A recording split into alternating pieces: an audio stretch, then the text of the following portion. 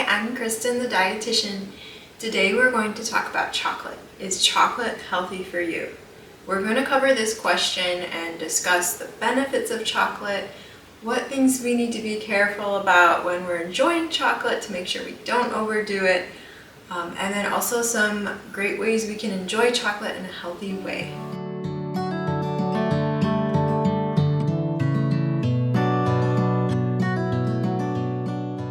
With it being close to Valentine's Day, this is the perfect time to talk about chocolate. Although if you're like me, you'll enjoy chocolate no matter what time of year it is. Today I'm going to show you how I make my Valentine's Day chocolate raspberry cake as we talk about chocolate. I will post my chocolate cake with raspberry sauce recipe in the box below this video. To be festive, I am going to use my heart-shaped cake pan. You can use whatever shaped pan you have on hand. Again, this can be made any time of the year. It's just a delicious chocolate cake.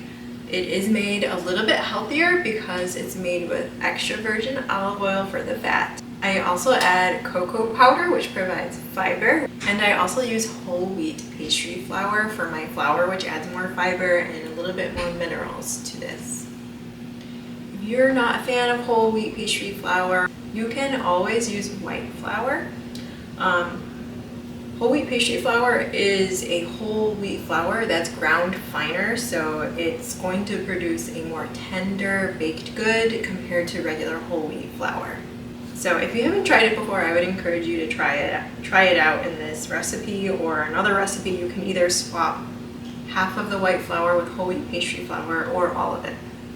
So to start, I'm going to bloom my cocoa powder by combining it with some hot brewed coffee. So this is a half a cup of brewed coffee. I'm just pouring it into my bowl. I'm going to combine it with half a cup of cocoa powder. This helps the chocolate flavors really bloom and come out in this cake.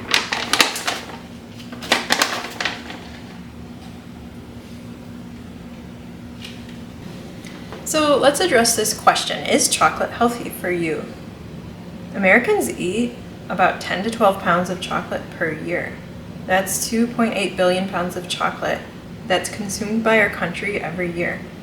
Now, once you bake this in the cake, you won't be able to really taste the coffee in the cake, but you'll really have a rich chocolate flavor come through. Now that this is combined, I'm going to let it sit for a few minutes. Doesn't that already look amazing? Okay, now I'm going to get some of my dry ingredients mixed together. I'm using whole wheat pastry flour, salt, and baking soda. Chocolate is made from cocoa beans. Cocoa beans have something called cacao, and the more cacao that is present in the chocolate you're eating, the better it is for your health. Basically, in other words, the darker the chocolate, the healthier it is, because the more cacao in your chocolate, you'll get more phytochemicals, more minerals, more fiber, and potentially more of a mood-boosting benefit. My mother-in-law sent the most fun Valentine's Day themed measuring spoons and mixing spoons. It's just a fun way to make things more festive for Valentine's Day. So let's talk about each of those individually. Phytochemicals are chemicals found in plants. They're produced to protect the plant, but when we eat them in our food, it also protects our bodies and helps reduce the risk of developing chronic health issues. Cocoa beans contain a phytochemical called polyphenols. Polyphenols account for 6 to 8% of the cocoa bean by dry weight.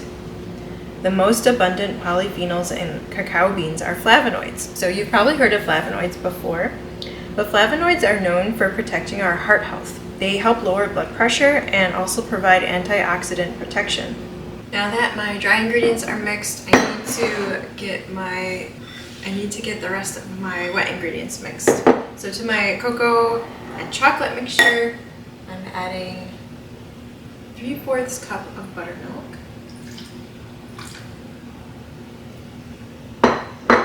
and about a teaspoon of vanilla extract. I'm also going to add 1 egg, the olive oil, and also the sugar.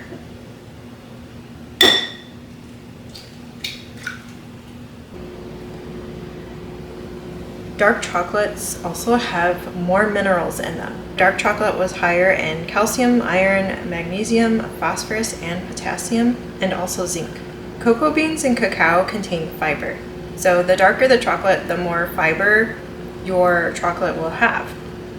A milk chocolate candy bar that is 50 grams in weight can provide about 1.7 grams of fiber, while a chocolate bar that has 70 to 85% cacao of similar weight will contain 5.5 grams of fiber. The easiest way to get this benefit from chocolate in your diet is by adding cocoa powder. Cocoa powder provides fiber to baked goods. You can also add it to oatmeal. You can add it to your smoothies. 1 tablespoon of cocoa powder can add 2 grams of fiber. That means if you use a 1/4 cup or even up to a 1/2 cup of cocoa powder in a recipe, you can add 8 to 16 grams of fiber to the recipe. Lastly, there is research going into how chocolate can affect our mood. So I think anecdotally, if you were to ask someone who loves chocolate, does chocolate boost your mood? I think most of us would say yes, and I would say the same. But to actually see if there's a cause and effect relationship between eating chocolate and your mood, we need to do actual research. There was a research done that provides early findings, although we do need to do more research to confirm this. But one study showed that consuming 30 grams a day of 85% chocolate significantly reduced negative emotions when compared to those that ate 30 milligrams a day of 70% chocolate or milk chocolate. Basically, the darker the chocolate, the more mood boosting it provided. I have my heart-shaped pan sprayed with a little bit of avocado cooking oil so nothing sticks. And let's get this in there. I love when research confirms what we know intuitively. And I think we all know from experience that chocolate is a mood booster for many of us. Okay, we also need to discuss what we need to be careful about when eating chocolate, what to avoid. So the first thing I want to talk about is saturated fats.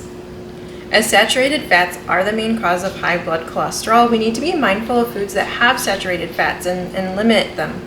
While my cake bakes, I'm going to make a raspberry sauce that can be drizzled on top of the cake right before eating it. So this is optional, you don't have to make this. You could also just sprinkle a little bit of powdered sugar on top of the cake to make it look extra pretty. If you wanted, you could also frost it and put sprinkles on top. I'm going to make this raspberry sauce. And all you have to do to make this is combine water with fresh raspberries, a little bit of sugar, and heat it. And as it heats up, you mash it. And then the seeds are removed by straining it. And then you can thicken it a little bit with a water and cornstarch slurry. I'm going to start here just by heating it up. 1 ounce of chocolate can contain 5 to 7 grams of saturated fats. And for many people, 7 grams of saturated fat is already nearing half their daily limit. One way to handle this is to decrease the portion size to a 1/2 ounce. The other thing we can do to include chocolate in our diets is to make sure we are following a generally healthy diet. When you eat healthy, balanced meals and snacks throughout the day, it's easier to fit in favorite treats that we genuinely desire and enjoy. The other thing we need to be careful about when we eat chocolate is the amount of added sugar it's adding to our diet. When you eat milk chocolate especially, or candy bars that have chocolate in them, there is chocolate, but there's also all these other added ingredients, lots of added sugars. We're going to be consuming a lot more sugar and fat. Likewise, when we eat chocolate in dessert forms, such as in cakes, pies, cookies, ice cream, and milkshakes, those will also come packaged with unnecessary extras like added sugars, added fats, and refined carbs. Now that I have my sweetened raspberry juice ready, I'm going to go ahead and add it back to the pan. And I'm going to heat this up with my cornstarch slurry to thicken it up.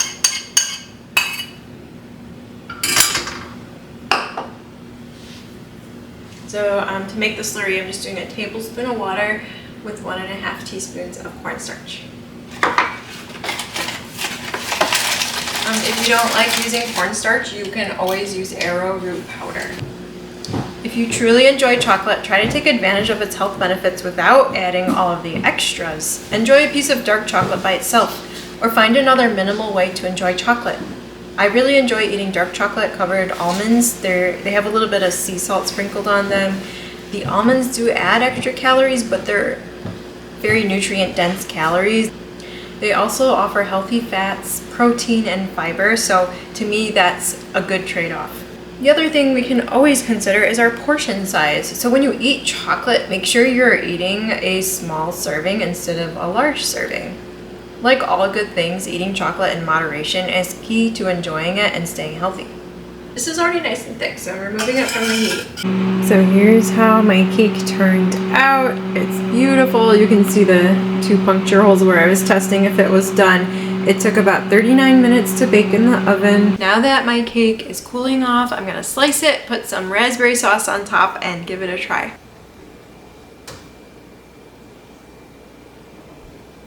It's always funny cutting a heart-shaped cake. Each slice is going to be a little different. Oh, it looks so good. Here's a close-up of my beautiful chocolate cake, which would be just fine on its own, but I am going to add that raspberry drizzle on top. And like I was saying, you could put anything on top you like if you want to make frosting, or just put some powdered sugar, sprinkles, all kinds of things you can do with this recipe.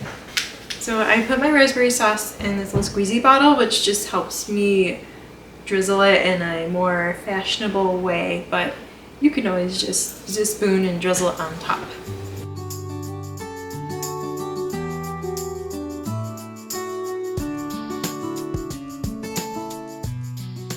Look at that beautiful, rich red color, and it adds a ton of delicious raspberry flavor, which goes so good with chocolate. All right, let me give this a try.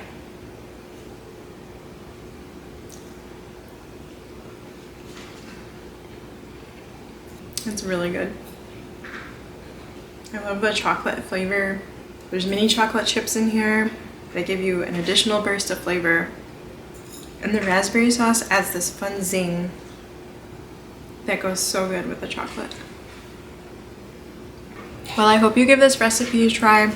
Check out my blog post about chocolate and whether it's healthy for you or not. It's where I review everything I talked about in this video. You can find other chocolate recipes on my blog as well. I'll link those below. Thanks for watching.